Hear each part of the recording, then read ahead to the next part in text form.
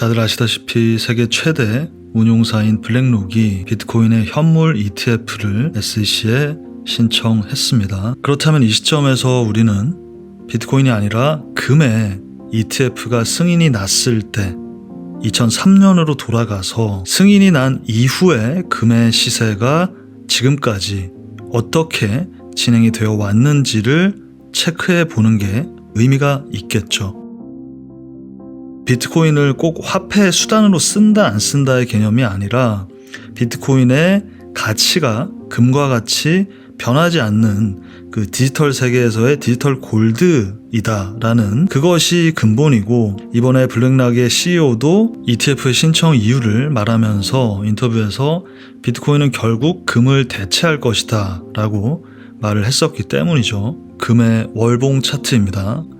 79년도 즈음부터 보도록 할게요. 가장 중요한 건 여기 2003년 이 시점이 바로 금의 ETF가 승인이 난 시점이에요. 그 전을 보시면 피크도 찍었었고 하락, 반등, 다시 한번 찐 바닥, 그리고 다시 시작한 반등. 가장 중요하게 의미를 가져야 될 부분은 뭐냐면 ETF가 승인이 난 이후로 단 한 번도 그 곳을 돌아가지 않았다. 지금 금은 여기에 있단 말이야. 단 한 번도 그곳으로 돌아가지 않은 것은 물론 그 이후에 2003년부터 약 10년간 상승률을 본다면 고점까지는 500%, 하락했던 저점까지 역시 약 200%까지 상승을 했었습니다. 승인이 나고 그 이후에는 단 한 번도 그곳으로 돌아가지 않고 승인이 난 이후에 매우 긴 기간 동안 수직 상승을 했다. 비트코인의 주봉입니다. 비트코인이 이제 10년이 좀 넘은 거고, 그래서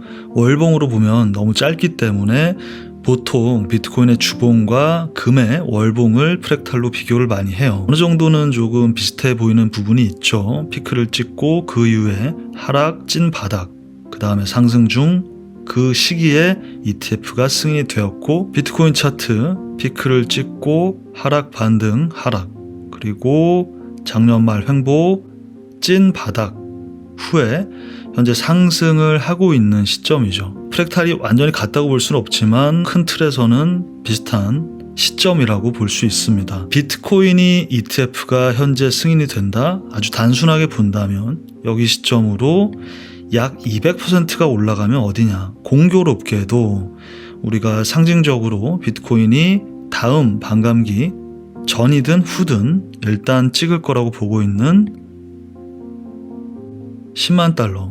이미 뉴스에서도 많이 나왔고, 여러분 아시다시피 블랙록이라는 곳은 세계 최대 운용사이자 ETF를 약 500여 개를 신청을 했었고, 그 중에 거절된 것은 단 2건이라고 해요. 무조건 된다는 얘기지, 거의. 안 될 수도 있겠죠. 근데 중요한 건 뭐냐면 현재 이 시점이 베스트에 가깝다라는 거예요. 비트코인에 ETF를 신청을 한다. 여러분들이 운용사를 운용하고 있다라고 생각을 해보세요. 이곳에서 이렇게 고점을 찍었을 때 21년에 여기서 막 올라가고 개미들 다 타고 테슬라도 산다 이러면서 여기까지 올라왔을 때, 이럴 때 ETF를 신청을 할 수가 있을까요? 과열도 되어 있고 가격 자체가 너무 높고, 그렇다 보니까 당연히 이런 시점이 아니겠죠. 반대로 이렇게 피크를 치고, 모든 자산은 한번 피크를 치고 이렇게 사이클을 겪잖아요. 비트코인뿐만 아니라 피크를 치고 이제 하락이 시작됐어. 근데 이런 하락 중에 악재들이 쏟아져 나오고 이 자산에 대한 의심이 생기고, 그리고 아직 그 변수들이 해결이 되지 않은 이런 하락 도중에 신청을 할 수가 있을까요? 어디가 바닥인지도 알 수도 없고, 자꾸 이런 하락되는 악재가 계속 터지기 때문에 역시 그 시점도 여러 가지 이유로 신청하기는 애매하겠죠. 그렇다면 결국 이렇게 바닥을 찍고 반등이 시작된 것을 확인했을 시점, 그 시점이 바로 베스트 타이밍이 됩니다. 그리고 비트코인은 지금이에요. 참고로 ETF의 의미는 가장 쉽게 투자를 할 수 있다라는 의미예요. 그러니까 잘 모르겠고 좀 복잡하고 리스크를 좀 덜 가지고 싶다 이러면 보통 우리가 ETF로 투자를 하라고 말을 한단 말이에요. 그러니까 예를 들어서 증권사 계정이 있다면 금도 금 ETF로 금에다가 투자를 할 수 있듯이, 그러니까 비트코인도 그렇게 된다는 얘기인데, 이걸 얼핏 생각하면 이 방송을 보통 보시는 20대, 30대, 40대 한국 사람들은 거래소에서 사면 되지 않냐라고 생각하실 수 있지만, 외국 사람들은 우리만큼 익숙하지 않고, 더 중요한 건 사실상 진짜 돈을 가지고 있는 세대는 이 3, 40대, 20, 30대가 아니죠. 그러니까 더 그 윗세대들, 그러니까 그 사람들은 ETF가 승인이 난다면 나는 그때는 비트코인을 투자할 의향이 있다. 그러니까 이런 사람들이 굉장히 많습니다. 그러니까 그런 걸 기초로 블랙록에서 비트코인 ETF를 신청한 것이고, 그런 사람들이 블랙록이라든가 이런 곳을 통해서 ETF를 사는 거야. 그 자금이 엄청나다 이거야. 그래서 그렇게 되면 직간접적으로 비트코인에 투자되는 그 엄청난 자금들이 흘러 들어오면서 당연히 비트코인의 가격은 올라가게 된다. 이러한 지금 상황입니다. 빠르면 8월, 9월, 늦으면 연말이라고 하는데, 그때 승인이 날지 안 날지에 대해서 세계 최고의 전문가들도 찬반 의견이 갈리는데, 지금 그걸 맞추겠다는 게 아니라 금의 ETF 승인 시점과 현재의 비트코인의 ETF 신청 시점은 흡사하다.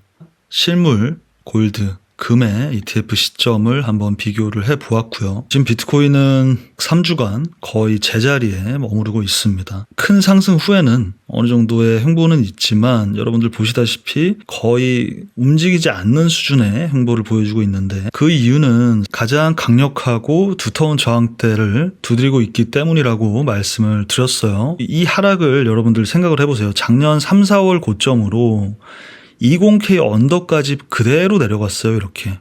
그 사이에 단 한 번 있었던 요 짧은 반등이 있었고, 그러니까 어쩔 수 없어요. 빨리 뚫리면 말이 안 되는 거예요. 뚫리게 되면 그 힘은 굉장히 셀 것이다. 탄력을 받게 될 것이다.